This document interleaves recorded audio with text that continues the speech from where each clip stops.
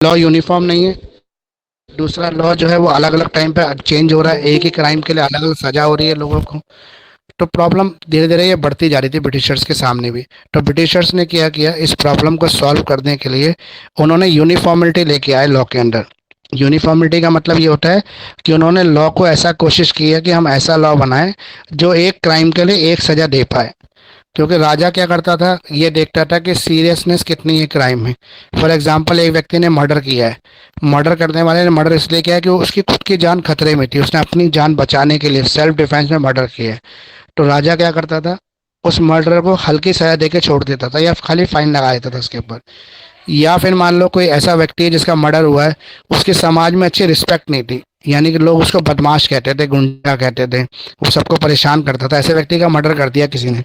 तो राजा क्या कहता था, ऐसे व्यक्ति के मर्डर के लिए सजा जो थी वो कैपिटल पनिशमेंट नहीं होती थी, यानी कि मर्डर की सजा में फांसी नहीं देता था, वो छोटा मोटा 1-2 साल की कैद लगा के इसको छोड़ देता था। लेकिन एक व्यक्ति ऐसा है जिसने पैसा लूटने के लिए, चोरी की नीयत से, प्रॉपर्टी हड़पने के लिए किसी का मर्डर किया है, तो राजा इनको कैपिटल पनिशमेंट देता था। और कैपिटल पनिशमेंट में या तो फांसी पर लटका देते थे खुलेआम, या फिर गोली मार देते थे, जो उनकी सजा थी, या तलवार से उसको मार देते थे, खत्म कर देते थे व्यक्ति को, या उम्र कैद दे देते थे, जीवन भर वो जेल में ही पड़ा रहता था।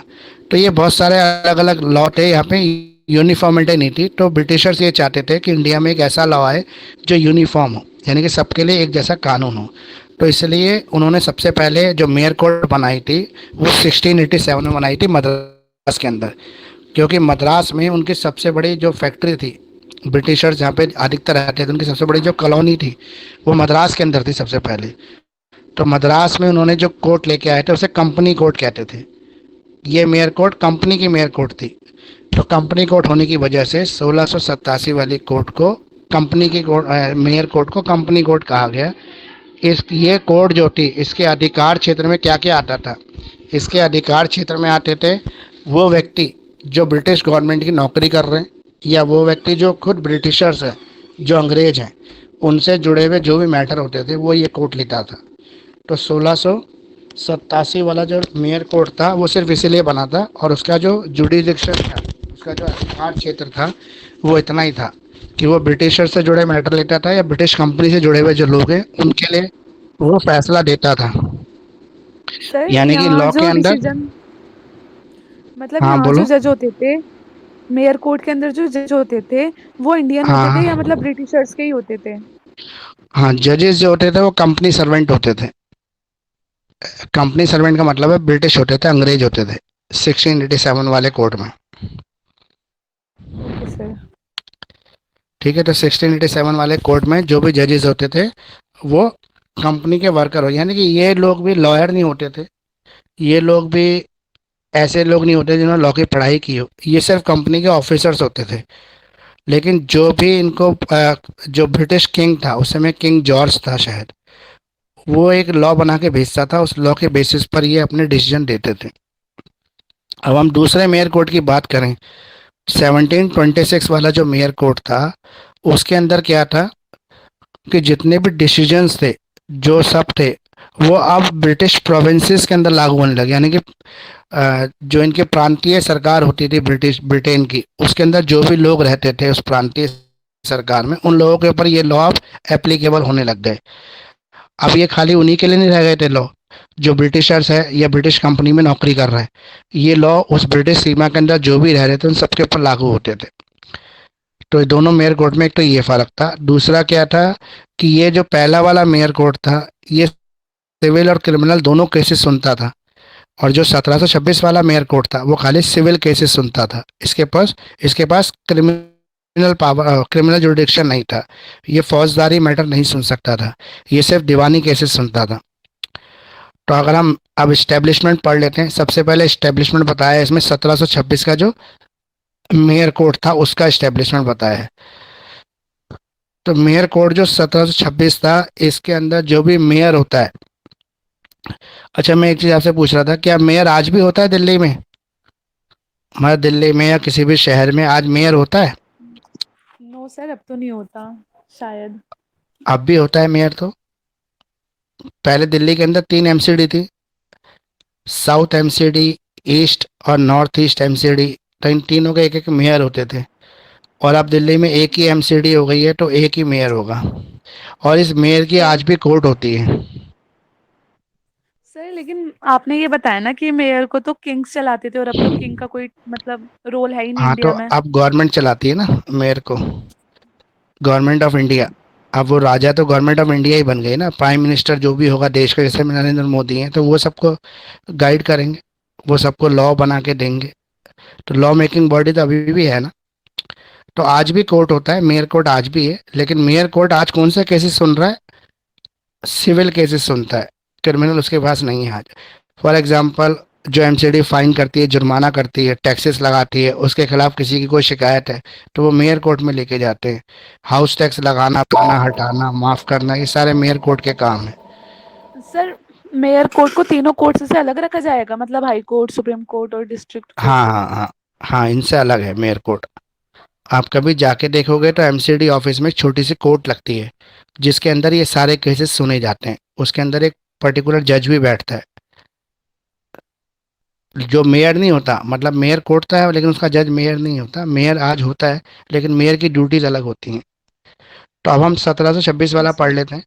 1726 में इंडिया में चार्टर आया था, जिसे नाम दिया गया था चार्टर 1726। ये चार्टर के अंदर मद्रास, कलकत्ता और बॉम्बे, तीनों जगह पर जो है कंपनी ने मेयर कोर्ट बनाई थी, मेयर कोर्ट स्टैब्लिश की थी। ईस्ट इंडिया कंपनी की हाईएस्ट कोर्ट होती थी उस समय ये। मतलब सिर्फ यही कोर्ट थी और कोई कोर्ट नहीं होती थी उस समय। East India company till 1726 had no power to manage the capital offence. यानी कि इनके पास कैपिटल ऑफेंस को मैनेज करने की कोई पावर नहीं थी। Capital punishment to all the provinces with only the civil jurisdiction being applicable. इनके ऊपर कौन सा जुरिडिक्शन लग रहा था? सिविल जुरिडिक्शन लग रहा था। सिविल मतलब दीवानी। इनके पास एक ही अधिकार था, वो था सिविल, क्रिमिनल इनके पास था नहीं। The charter were issue by the king George on the 24 September 1726 to the company. ये जो चार्टर था ये पास किया था किंग जॉर्ज ने। किंग जॉर्ज ने किया था 24 सितंबर को 1726 में। Mayor court was specially empower to hear the cases against the company. जो कंपनी के अगेंस्ट जो केसेस होते थे वो सुनता था ये कोर्ट। अब कंपनी के अगेंस्ट जो केस होते थे वो होते थे आपके normally civil cases. For example, company जो होती बिजनेस डीलिंग करती थी, ईस्ट इंडिया कंपनी जो ट्रेडिंग कंपनी थी, उसका काम बिजनेस करना था। तो वो जो वो बिजनेस करती थी, उस बिजनेस से जुड़े जो भी केसेस होते थे उन केसेस को सुनने का काम होता था मेयर कोर्ट का। फॉर एग्जाम्पल, कंपनी ने किसी के साथ समझौता किया किसी चीज़ को खरीदने का, और वो सामान टाइम पे वो डिलीवर नहीं कर पाया, तो या फिर कंपनी ने उसकी पेमेंट नहीं दी, तो वो व्यक्ति कंपनी की सुनवाई के लिए कहाँ जाएगा? वो कोर्ट में जाएगा, कंपनी ने मेरा पैसा नहीं दिया, माल भी ले लिया। तो ऐसे केसेस को मेयर कोर्ट सुनता था उस समय। The need of establishment mayor court felt as the before of 1726 different judicial system were working in the British India. यानी कि उस समय जो इंडिया था वो ब्रिटिश इंडिया था, क्योंकि इंडिया के ऊपर ब्रिटिशर्स का कब्जा था। तो यहाँ पर यूनिफॉर्मिटी नहीं थी, अलग अलग लॉ चल रहा था इंडिया के अलग अलग भाग में। यानी कहीं पे मुस्लिम लॉ चल रहा था, कहीं पे हिंदू लॉ चल रहा था, कहीं पे क्रिश्चियन लॉ था, तो कहीं पे पारसी जैनी इस तरह का लॉ चल रहा था। तो यूनिफॉर्मिटी लाने के लिए इन्होंने मेयर कोर्ट शुरू किया था। Since there were the different judicial, the servant of the East India Company at the different settlement were governed by the different set of rules। यानी कि ईस्ट इंडिया कंपनी ने क्या किया आपका, अलग अलग जुडिशियल सिस्टम शुरू कर दिए थे। किसके लिए शुरू किए थे? जो सेटलमेंट होते थे। किसके सेटलमेंट थे? गवर्नमेंट के सेटलमेंट जो थे उनके लिए। Thus there was a lack of uniformity, यहाँ पे यूनिफॉर्मिलिटी की कमी थी in the justice system, and same offense would carry the different punishment और different statement। जैसे मैंने आपको बताया है कि यहाँ पर जो था एक जैसा न्याय नहीं था, न्याय में एक रूपता नहीं थी। एक रूपता क्यों नहीं थी? क्योंकि एक ही अपराध के लिए अलग अलग सजा दे दी जाती थी, अलग अलग बस्तियों में अलग अलग समय में अलग अलग सजा थी यहाँ पे। तो भारत के अंदर यूनिफॉर्मिलिटी नहीं थी। अगर हम इसके फीचर्स की बात करें तो चार्टर की क्या विशेषताएं हैं, फीचर्स क्या क्या हैं इसके? तो पहला है कि इसने मद्रास के अंदर, प्रेसिडेंसी मद्रास, कलकत्ता, बॉम्बे के अंदर इस्टेब्लिश कर दिया था पहला लोकल कोर्ट। तो इसने मद्रास, कलकत्ता और बम्बई में प्रेसिडेंसी टाउन जिसे कहते हैं उसके अंदर एक स्थानीय न्यायालय की स्थापना कर दी थी। Governor in council of the East Presidency town was given the power to make by laws, rules, regulation for better settlement of the dispute arising in the presidency. इस प्रेसिडेंसी के अंदर जो भी सिविल डिस्प्यूट आते थे वो governor के पास आते थे, तो गवर्नर को एक पावर दे दी गई कि वो लॉ बना सकता है, वो कानून बना सकता है इन सभी जो ग्रीवेंसेस हैं इनको सॉल्व करने के लिए। आगे, each presidency has a corporation which consisted of the 9 alderman, a mayor, इसके अंदर कौन कौन होता था? हर प्रेसिडेंसी के अंदर 9 एल्डरमैन होते थे और एक मेयर होता था।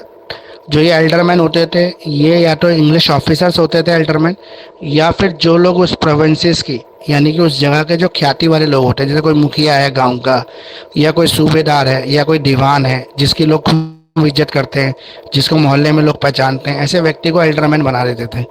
इसमें नॉर्मली जो ज़्यादातर एल्डरमैन होते थे वो ब्रिटिश इंग्लिश सर्वेंट होते थे। The person appointed the mayor could maximum be a mayor for 1 year. जो भी मेयर अपॉइंटेड होता था वो 1 साल तक कम से कम मेयर रहता था, यानी कि 1 साल की अवधि तक वो मेयर रहता था। That he continue as an alderman, उसके बाद वो एल्डरमैन के रूप में काम करता था। The vacancy against the mayor position was field against the alderman, और जो नया मेयर बनता था वो उन्हीं एल्डरमैन में से बनता था जो एल्डरमैन बाकी बच जाते थे। उन्हीं एल्डरमैन में से एक व्यक्ति को नया महापौर बना देते थे, यानी कोई भी रिक्त पद होता है तो उसकी भर्ती उन्हीं एल्डरमैन में से की जाती है। अब अगला है इसके अंदर जुडिशियल सिस्टम में क्या चेंजेस आए ये चार्टर आने के बाद। तो चार्टर आने के बाद सबसे पहले जो सिविल और क्रिमिनल कोर्ट था वो प्रेसिडेंसीज टाउन मद्रास, कलकत्ता और चेन्नई में बन गया, इस्टेब्लिश्ड हो गया। दूसरा, constitute a mayor court for each of the presidency, her presidency के लिए अलग अलग मेयर कोर्ट बन गई। बॉम्बे, मद्रास और कलकत्ता तीनों प्रेसिडेंसी थी और तीनों के अंदर अलग अलग कोर्ट थी। The court were as a powerful of royal court whose source of authority came directly from the crown, which was regarded as a of justice। इसे न्याय की बौछार कहा गया, यानी कि न्याय की बारिश के रूप में इसको माना गया, न्यायिक प्रेसिडेंसी माना गया। इसके अंदर ये बताया गया कि ये जो कोर्ट थी इसकी जो वैल्यू थी वो रॉयल कोर्ट जितनी बड़ी वैल्यू थी। रॉयल कोर्ट मतलब राजा की कोर्ट की तरह वैल्यू थी, क्योंकि इसकी जो भी पावर्स थी वो डायरेक्टली क्राउन से आ रही थी, राजा से आ रही थी इसलिए। The charter initiate a system appeals from the court in India to the king in council और the privy council in India, यानी कि किंग इन काउंसिल की जो कोर्ट होती है इंग्लैंड के अंदर, या जिसे प्रीवी काउंसिल कहते हैं, उस कोर्ट की तरह इसकी भी पावर थी। ये भी अपीलेंट कोर्ट थी, मतलब मेयर कोर्ट का अगर कोई भी फैसले से आप संतुष्ट नहीं है तो आप किंग इन काउंसिल में जाकर उसकी शिकायत कर सकते हो, आपकी सुनवाई वहाँ पर होगी। अगला है mayor court under the charter of 1687। अब ये 1726 कंप्लीट हो गया, अब 1687 आ गया। मैंने आपको ऑलरेडी पहले ही बता दिया था कि इसके पास दोनों पावर होती हैं, सिविल क्रिमिनल दोनों होती हैं। ये ब्रिटिशर्स के ऊपर इसका लॉ जो होता है वो खाली ब्रिटिश और ब्रिटिश सर्वेंट के ऊपर लगता है, और लोग इसके अंदर शामिल नहीं होते। टू ट्राई द सिविल और the criminal cases the permission to establish the court of record was also given, यानी कि सिविल और क्रिमिनल दोनों तरह के केसेस सुनते हैं। ये कोर्ट ऑफ रिकॉर्ड भी है, यह सारे डिसीजन को रिकॉर्ड करती है। The power of the court territories and creation of the probate and testamentary jurisdiction was also given to the company, यानी कि कंपनी को ये जुडिक्शन दिया गया है कि वो वसीयत से जुड़े मैटर भी सुन सकती है। जहाँ पर फॉर एग्जांपल पिता है, उसकी डेथ हो गई, उसने कोई वसीयत नहीं छोड़ी, वो संपत्ति के पीछे बच्चों में झगड़ा हो गया, तो वो संपत्ति का बंटवारा कैसा होगा, तो इस बंटवारे के लिए भी यही कोर्ट डिसीजन लेती थी। Till 1765, through a number of the charter, the company's power increased. It established the municipalities and court of request were established at the Bombay के बाद जब कंपनी की पावर बढ़ी तो कंपनी ने कोर्ट ऑफ रिक्वेस्ट चालू कर दिया। मेयर कोर्ट के अलावा एक और नई कोर्ट आ गई थी जिसे कोर्ट ऑफ रिक्वेस्ट कहते हैं। डिफरेंशिएट किया है मेयर कोर्ट 1687, 1687 और 1726 1726 के अंदर। तो mayor court under the charter of the 1687 due the power from the east India while the mayor court power from the crown। जो मेयर कोर्ट 1726 वाली थी वो क्राउन से पावर लेती थी, उसकी पावर डायरेक्टली कैसे आ रही थी, वहां से आ रही थी, इसलिए उसे रॉयल कोर्ट में बुला है। और जो मेयर कोर्ट थे 1687, इसकी जो पावर थी वो ईस्ट इंडिया कंपनी से आ रही थी, इसीलिए इसको कंपनी कोर्ट बोलते हैं। तो कंपनी कोर्ट और रॉयल कोर्ट दोनों के बीच में डिफरेंस क्या है पता लग गया आपको? कोई क्लियर, कोई डाउट तो नहीं है? कोई डाउट तो नहीं है किसी को? कंपनी कोर्ट का मतलब ये है कि उसकी जो पावर है वो कंपनी से आ रही है, इसलिए वो कंपनी कोर्ट है। उसकी पावर जो है वो ब्रिटेन से आ रही है, रॉयल से आ रही है, राजा से आ रही है, इसलिए वो रॉयल कोर्ट है। तो रॉयल कोर्ट 1726 वाली है, कंपनी कोर्ट 1687 वाली है। तो mayor court under the charter of the 627 was a company court, while the mayor court under the 617 was a crown court. ये जो मैंने अभी समझाया है ये आपको यहाँ पे बता दिया इसने। Mayor court under charter of 627 was the court of equity, while the mayor code of the 70s वो कोर्ट ऑफ इंग्लिश लॉ। यानी कि ये इक्विटी कोर्ट है, जो कंपनी कोर्ट है जैसे, और ये इंग्लिश लॉ के अंदर बनी हुई कोर्ट, इसलिए इसको कोर्ट ऑफ इंग्लिश लॉ कहा गया है, क्योंकि ये टाउन से पावर ले रही है इस वजह से। अगला है the mayor court build up under the charter 67 arrange port royal. इसका मतलब ये है कि फॉर एग्जांपल आपने कोई डिसीजन दिया और आपने रिकॉर्ड की तरह उसको लिख लिया, तो जब आगे आपके पास सेम इस तरह का केस आएगा तो आप इजीली वही जजमेंट दोबारा दे पाओगे। तो इसलिए कोर्ट ऑफ रिकॉर्ड थी। 1687 वाली जो कोर्ट थी वो कोर्ट ऑफ रिकॉर्ड थी। Of the local of the court, the crown mayor court did not have any such portrayal, However, there was the no agreement of the such under the। लेकिन जो 1726 वाली court थी वो अपने किसी भी decision को लिखती नहीं थी, यानी कि नोट नहीं करती थी, जिसकी वजह से उसकी यूनिफॉर्मिटी होने के काफ़ी चांसेस कम थे। लेकिन इनके पास जो लॉ था वो ब्रिटेन का बनाया हुआ था, तो ये लॉ के ऊपर बेस करके डिसीजन लेते थे। और जो ये मेयर कोर्ट थी 1687 की, यहाँ पे इंग्लिश ऑफिसर जज थे, यहाँ पे कोई वकील नहीं था, लॉयर नहीं था। तो ये अपने डिसीजन जो एक बार दे देते थे उसी को रिकॉर्ड कर लेते थे, फिर बार बार उसी तरह से डिसीजन देते थे सेम केसेस के अंदर। तो there was yet another imperative qualification between the two mayor court. तो दो मेयर कोर्ट के बीच में क्या डिफरेंशिएट है इसका? पहला है आपका 1627 developed is the matter to appointed the equity as per the standard of the presence of mind, value of the great voice. The Charter 1726 brought the British law into India, brought the legitimate deals of the British court of the law, which complicated justice process. Every rule had to be followed. यानी कि फ़र्क ये था कि पहले वाली जो court आई थी 1687 वाली, उस कोर्ट के अंदर कोई भी लॉ फिक्स नहीं था। कंपनी के ऑफिसर जज होते थे, उनके पास कोई कानून की पढ़ाई नहीं होती थी, लेकिन वो अपने सारे जो डिसीजन होते हैं उनको कोर्ट ऑफ रिकॉर्ड की तरह नोट कर लेते थे, ताकि लॉ के अंदर यूनिफॉर्मिटी रहे। जब दोबारा सेम केस आता था उनके पास तो उसी के ऊपर बेस करके डिसीजन दे देते थे। लेकिन ये जो 1726 वाला कोर्ट था, इसके लिए एक पर्टिकुलर लॉ बना के इंग्लैंड ने भेजा था कि मर्डर केस में आप ये सजा दोगे, चोरी के केस में ये सजा दोगे, किसी ने किसी को कॉन्स्पिरेंसी करके डिच कर दिया है तो उसमें आप ये सजा दोगे। तो इनके सारे लॉ जो होते हैं वो ब्रिटेन ने बना के भेजे थे, ये उसी पर बेस करके डिसीजन देते थे। अब 87 ही गलत लिख गया, 87 ही है। Which established mayor court of the Madras has a wider jurisdiction. इसकी जुरिडिक्शन बड़ी थी, सिविल और क्रिमिनल दोनों जुरिडिक्शन थी इसके पास। लेकिन जो मेयर कोर्ट थी 1726 वाली, उसके पास खाली सिविल जुरिडिक्शन थी, वो खाली सिविल केसेस को सुन सकती थी, यानी कि दीवानी केसेस को सुनती थी खाली। तो 1687 वाली जो मेयर कोर्ट है had a legal counsellor called recorder, यानी कि इनके पास एक लीगल काउंसलर होता था जिसे कहते हैं रिकॉर्डर। वो लिखता था, सारे केसेस को रिकॉर्ड करता था।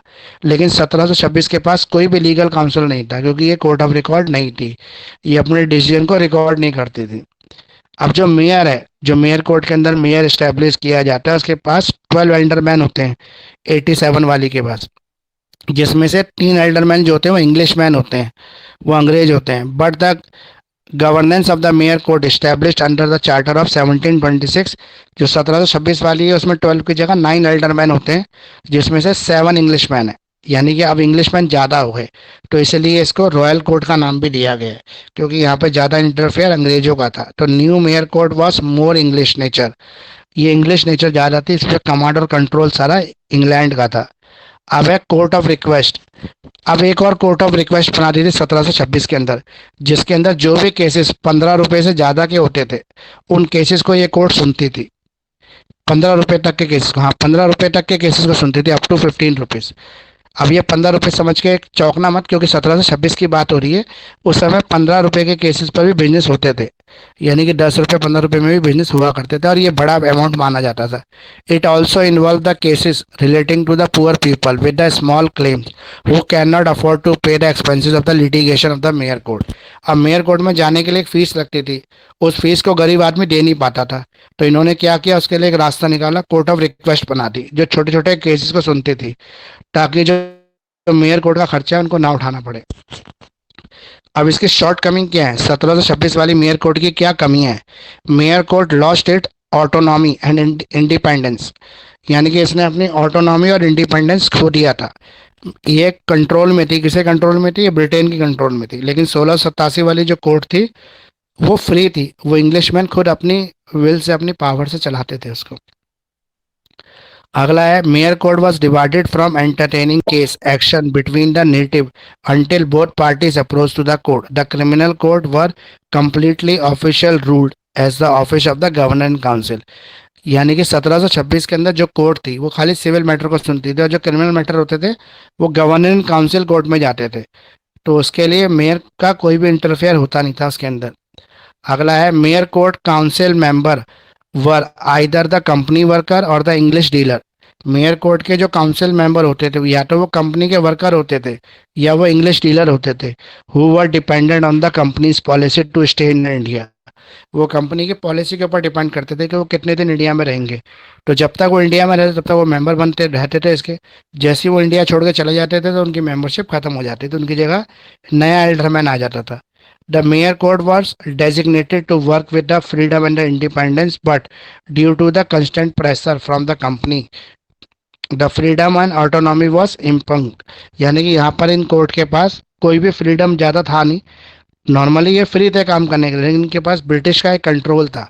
यानी कि ब्रिटेन ने जो गाइडलाइन दी थी, जो लॉ बना के दिया था, उसी के बेस पर ये काम कर सकते थे। There was no legal expert professional in the council as the जजेस who were themselves not expert were appointed by the governor and council. जो जजेस थे वो एक्सपर्ट नहीं होते थे, क्योंकि वो क्या थे, जजेस जो थे वो लॉयर नहीं थे, उन्होंने लॉ की पढ़ाई नहीं की थी, तो इनको अपॉइंट भी कौन करता है? जजेस को। गवर्नर और काउंसिल इसको अपॉइंट करते थे। The company had the policy of the giving the office power of the equity of the people worker of the policy made sure no legal expert could be hired. यानी कि company ने अभी तक भी किसी भी जज जो था उसको लीगल एक्सपर्ट जो होते थे, लॉयर है, जजेस हैं, जिन्होंने सर्टेन क्वालिफिकेशन ले रखी हो, ऐसा कोई भी नहीं था अपॉइंटमेंट, तो जो कंपनी के नॉर्मल ऑफिसर्स थे उन्हीं को अपॉइंट किया जाता था। अब आगे पढ़ लेते हैं। एक रेगुलेटिंग एक्ट आया था 1773 के अंदर, 1773 के अंदर एक रेगुलेटिंग एक्ट आया था। ये रेगुलेटिंग एक्ट आने की वजह क्या थी? आपको कुछ पता है इसके पीछे क्या बैकग्राउंड था, क्यों आया था ये रेगुलेटिंग एक्ट?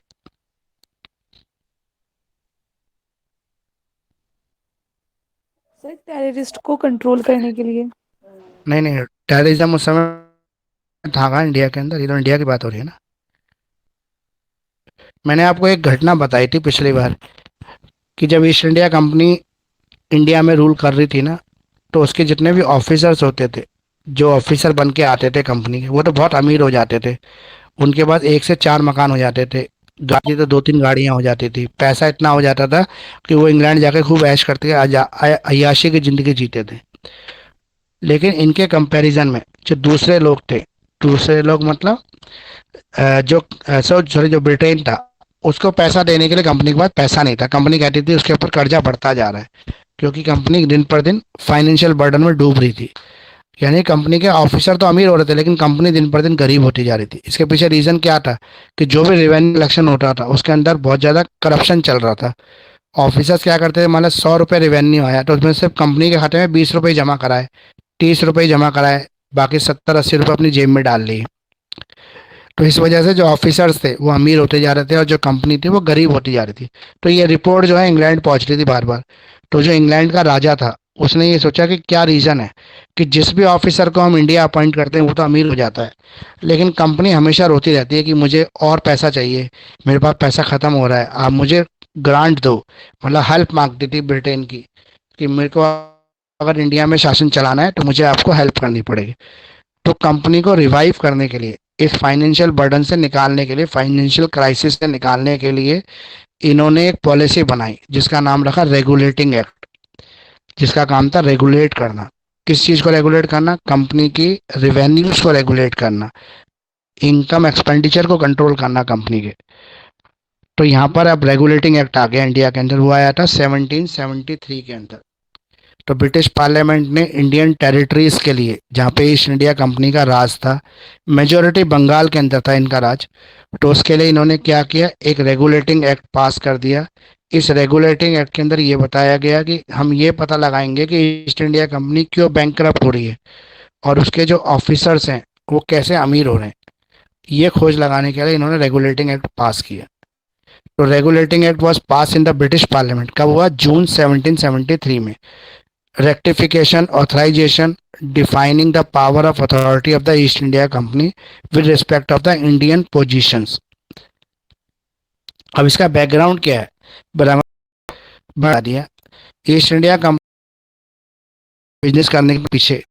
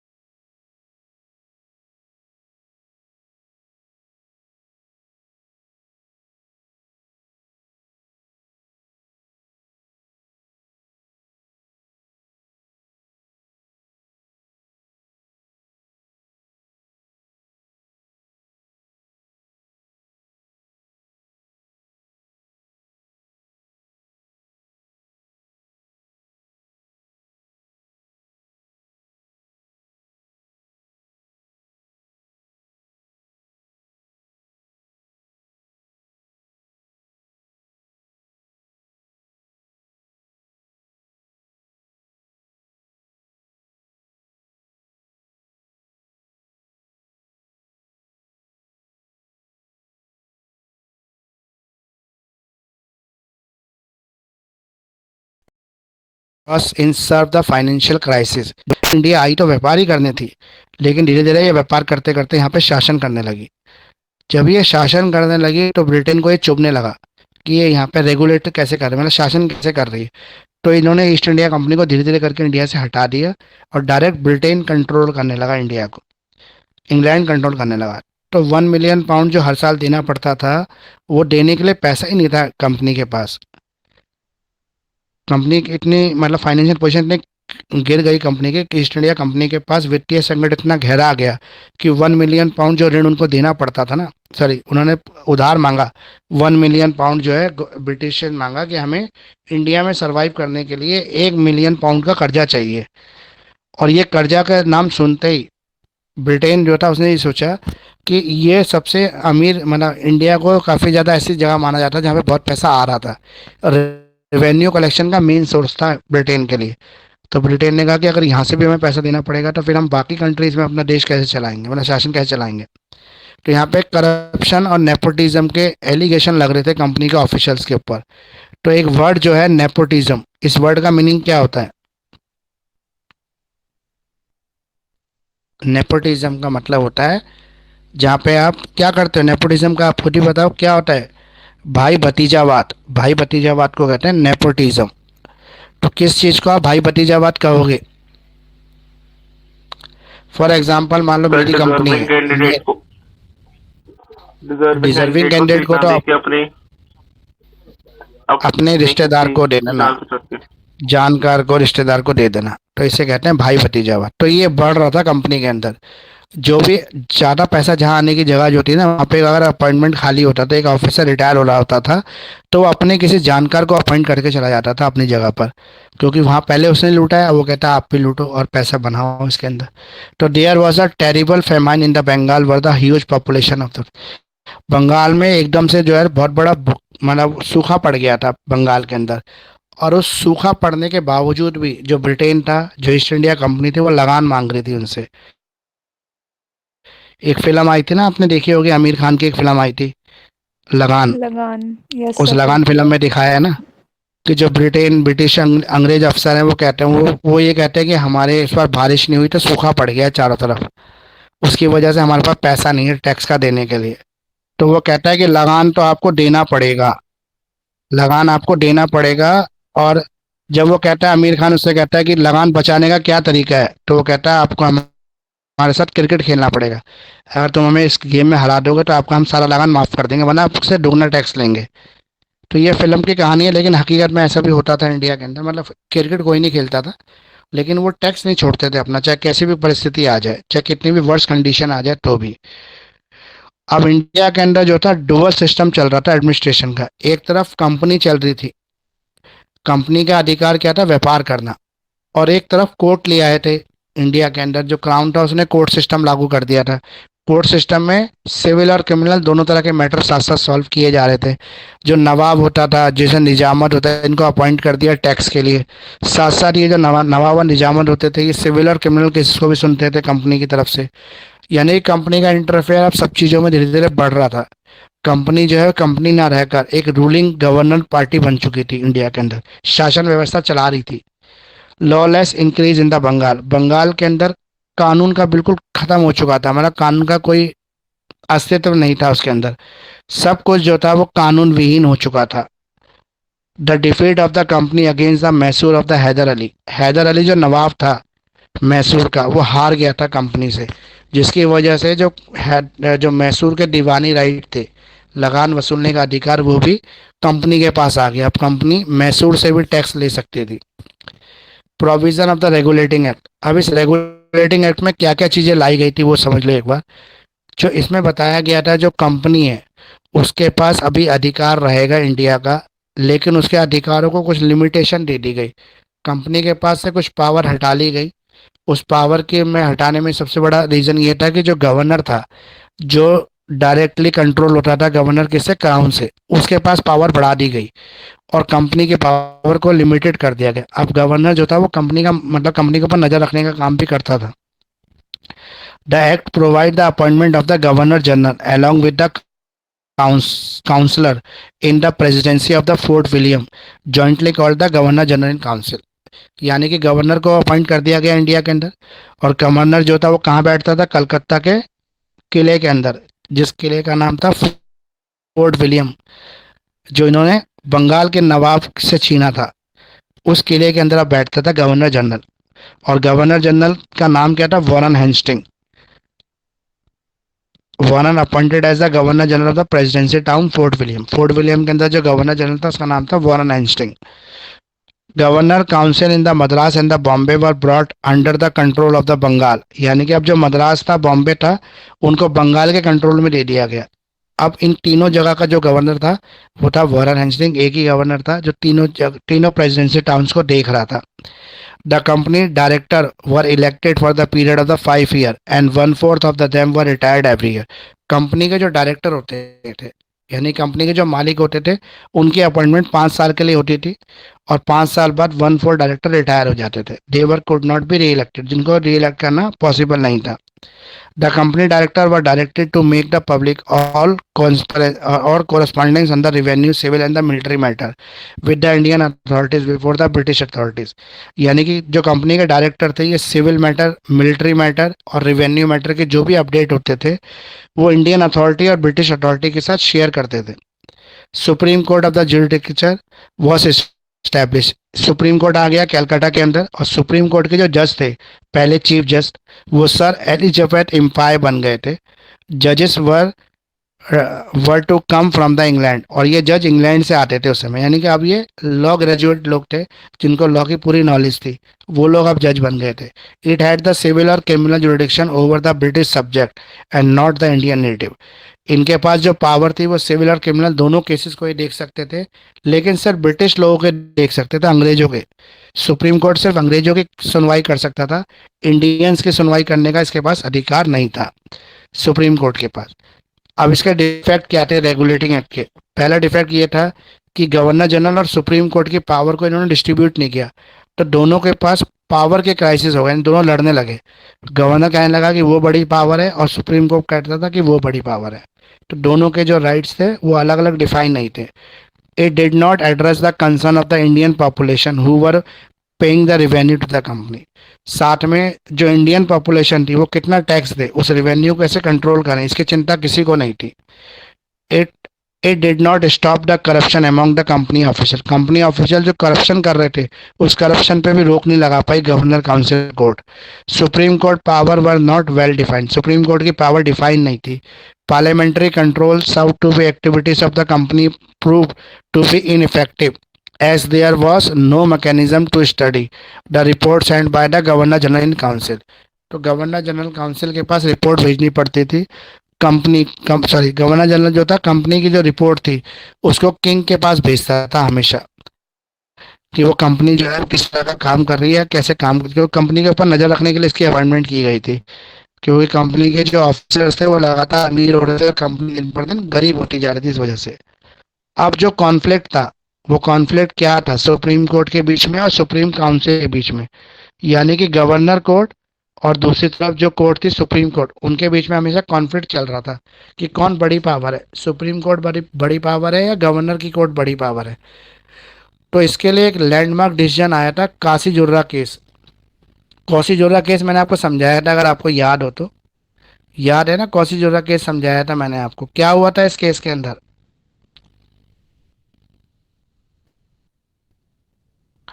राजा सुंदर नारायण याद है ना आपको, जो यस एक सर। नवाब होता है बंगाल का, उसके खिलाफ केस लेके वो सुप्रीम कोर्ट में पहुंच जाते हैं और सुप्रीम कोर्ट जो गवर्नर होता है वो उसको रोक देता है, सुप्रीम कोर्ट को लागू नहीं होने देता। दो बार शरीफ भेजते हैं, फोर्स भेजते हैं उनको पकड़ने के लिए, लेकिन दोनों बार जो गवर्नर होता है उनके शरीफ को भी अरेस्ट कर लेता है, उस ट्रूप को भी पकड़ लेता है जो ट्रूप्स आता है। तो यानी कि दोनों के बीच में पावर का कॉन्फ्लिक्ट चल रहा है, दोनों लड़ रहे हैं कि कौन बड़ी पावर है। अब मैं सीधा इसका बैकग्राउंड बता रहा हूँ, क्योंकि ये केस मैं पहले समझा चुका हूँ आपको, इसलिए इसका बैकग्राउंड क्या है। 22 अक्टूबर 1974 को कलकत्ता बंगाल के अंदर, Calcutta Bengal the supreme court of judicature at the fort William was established. Supreme court की स्थापना कर दी इन्होंने, और वो कहाँ पर बनी थी? फोर्ट विलियम के अंदर इसका पहला कोर्ट लगा था, जो कलकत्ता है आज, जिसे कलकत्ता कहते हैं, पहले बंगाल कहते थे, उसके अंदर। तो रेगुलेटिंग एक्ट आया था 1773 ने, जिसने लीगल स्टेटस दिया था मेयर उसको, सुप्रीम कोर्ट को। तो mayor court which had been in session in the Calcutta since 1753 was replaced by this court. तो मेयर कोर्ट को बंद कर कर अब सुप्रीम कोर्ट खोल दिया अंटिल 1862 when the Indian high court act. और उसके बाद जब इंडियन हाई कोर्ट एक्ट आया 1861 में, तब तक ये सुप्रीम कोर्ट एस्टेब्लिश्ड रहा और चलता रहा। इसको रिप्लेस किसने किया? हाई कोर्ट ने रिप्लेस किया। जब हाई कोर्ट आया तब हाई कोर्ट ने सुप्रीम कोर्ट को रिप्लेस किया। तो पहले सबसे बड़ा कोर्ट सुप्रीम कोर्ट होता था, बाद में फिर हाई कोर्ट सबसे बड़ा कोर्ट हो गया। सुप्रीम काउंसिल जो था वो बंगाल के अंदर था। सुप्रीम काउंसिल का मतलब है जो गवर्नर जनरल था और उसकी काउंसिल थी जो उनकी कोर्ट थी, वो सुप्रीम काउंसिल है। ये हाईएस्ट एग्जीक्यूटिव गवर्नमेंट होता था ब्रिटिश के अंदर। यानी कि अगर जुडिशरी की एग्जीक्यूटिव की बात करें तो सबसे बड़ा जो अधिकार था, जो क्षेत्र था ऑफिसर्स के ऊपर, जो अधिकार क्षेत्र था वो गवर्नर का था। तो इसलिए इसको गवर्नर काउंसिल कोर्ट भी कहते हैं। Which was made up of the 5 member. इसके अंदर 5 मेंबर होते हैं। पहला गवर्नर जनरल खुद होते हैं, दूसरा गवर्नर जनरल की काउंसिल्स होती है जिसे हम लोग काउंसिल भी कहते हैं, यानी कि 4 काउंसिल्स होते हैं, एक गवर्नर होता है, टोटल 5 मेंबर होते हैं इसके। Council was formally subjected to the British crown. Council की अपॉइंटमेंट कौन करता है? ब्रिटिश क्राउन, और साथ में बोर्ड ऑफ डायरेक्टर मिलकर करते हैं कंपनी के। अब कभी कॉन्फ्लिक्ट्स हो जाता है कोर्ट के जुरिडिक्शन के ऊपर, यानी कि सुप्रीम कोर्ट और गवर्नर कोर्ट आपस में लड़ने लगते हैं, तो वो कब आया कॉन्फ्लिक्ट? वो आया 6 से 8 साल के बाद। सुप्रीम कोर्ट जब बना तो कोई डिस्प्यूट नहीं आया, लेकिन 6-8 साल बाद इनके डिस्प्यूट बढ़ने लगे, आपस में झगड़े होने लगे दोनों के बीच में। झगड़े इसलिए होने लगे क्योंकि इनकी जो पावर्स थी उसका बंटवारा नहीं किया। किसने बंटवारा नहीं किया? गवर्नमेंट ने बंटवारा नहीं किया, इंग्लैंड ने बंटवारा नहीं किया। उन्होंने दोनों कोर्ट तो बना दी, दोनों कोर्ट का जो जुडिक्शन था वो सेम सेम ही रह गया, जिसकी वजह से ये आपस में लड़ते थे कि कौन सुप्रीम पावर है, सुप्रीम कोर्ट है या गवर्नर काउंसिल है। बाद में जाके जब इंग्लैंड ने इसके बाद एक और एक्ट लेके आया तो उसका सोल्यूशन दे दिया कि जो सबसे बड़ी कोर्ट है वो गवर्नर काउंसिल कोर्ट होगी, सुप्रीम कोर्ट उसके नीचे काम करेगी। Although the many issues were left unclear in the act causing the confusion. कई सारे इश्यूज जो थे वो अनक्लियर थे। This resulted a contentious relationship between the court and the council. The supreme court official paint the jurisdiction according to the regulating act was well British subject in the Bengal and anyone employed directly or indirectly by the said United Company। यानी कि supreme court के पास जो भी cases आते थे वो आ सकते थे या तो ब्रिटिश ऑफिसर्स के, जो ब्रिटिश के अफसर हैं उनके, या फिर ऐसे लोग जो ब्रिटिश कंपनी में काम कर रहे हैं, यानी कि इंडियंस जो ब्रिटिशर्स के साथ जुड़े हैं, उनकी कंपनी में काम कर रहे हैं, उनके डिसीजन ये ले सकते थे। उन्हीं के केस सिर्फ सुप्रीम कोर्ट सुन सकता था।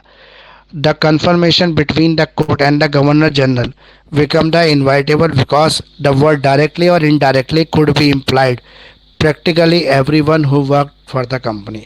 यानी कि इसने बताया था कि जो डायरेक्टली और इनडायरेक्टली जो कंपनी के एम्प्लॉय हैं, तो जो ये वर्ड है डायरेक्टली इनडायरेक्टली, ये सबसे कंफ्यूजिंग वर्ड था। तो इसी वजह से गवर्नर कोर्ट और सुप्रीम कोर्ट के बीच में कॉन्फ्लिक्ट पैदा हुआ, झगड़ा हो गया कि कौन बड़ा है या किसके अधिकार क्षेत्र में कौन आता है फ्रॉम 1774 टू 1782। क्योंकि अगर हम ये बोलें कि जो गवर्नर है, गवर्नर भी तो कंपनी का एम्प्लॉय है, सॉरी ब्रिटेन का एम्प्लॉय है, ब्रिटिश का एम्प्लॉय है, तो इसलिए उसके ऊपर भी सुप्रीम कोर्ट लागू कर सकता है लॉ, ऐसा सुप्रीम कोर्ट का मानना था। लेकिन जो गवर्नर कोर्ट था वो ये कहता था कि सबसे जो हाईएस्ट कोर्ट है वो गवर्नर कोर्ट है, और गवर्नर की जो अपॉइंटमेंट है वो डायरेक्टली किंग से हुई है, तो वो कंपनी का एम्प्लॉय नहीं है, तो इसलिए उसके ऊपर सुप्रीम कोर्ट की कोई पावर लागू नहीं होती। तो इनके बीच में कॉन्फ्लिक्ट इसी बात का था कि कौन सुपीरियर है। तो सुप्रीम कोर्ट ने jurisdictions over the anybody resident in the Bengal Orissa Bihar after the formation in the 1704। तो सुप्रीम कोर्ट ने बोला कि जो बंगाल उड़ीसा या बिहार से जुड़ा हुआ है वो भी इसके अधिकार क्षेत्र में आता है। For 8 year this was the source of the hated dispute between the supreme court and the governor council court. The conflict was finally put in the rest of the 1782। 8 साल तक इनके बीच में झगड़ा चला, जो 1782 के अंदर जाके शांत हुआ जब बंगाल ज्यूरिडिक्चर एक्ट आया 1781। इस एक्ट में ये बताया गया था कि जो सुप्रीम कोर्ट है उसकी जो पावर है वो केवल कलकत्ता के अंदर सीमित रहेगी और ब्रिटिश सब्जेक्ट के ऊपर रहेगी। जो रेजिडेंट्स ऑफ बंगाल उड़ीसा बिहार है उनके ऊपर इसकी पावर नहीं होगी। The act abolish the supreme court contentious jurisdictions over the anyone resident in the Bengal Bihar Orissa. यानी कोर्ट ने उन सभी लोग जो बंगाल जो सुप्रीम के ऊपर सुप्रीम कोर्ट है वो लागू नहीं करेगी अपना एक्ट, उनके ऊपर एक्ट लगेगा, यानी कि वो उनको लीगल स्टे की क्लास। तो यहाँ पे मैंने 2 क्वेश्चन आपको इम्पोर्टेंट क्वेश्चन थे वगैरह का सेटलमेंट भी तो है ना एक, हाँ ब्रिटिश वो है अभी। सेटलमेंट।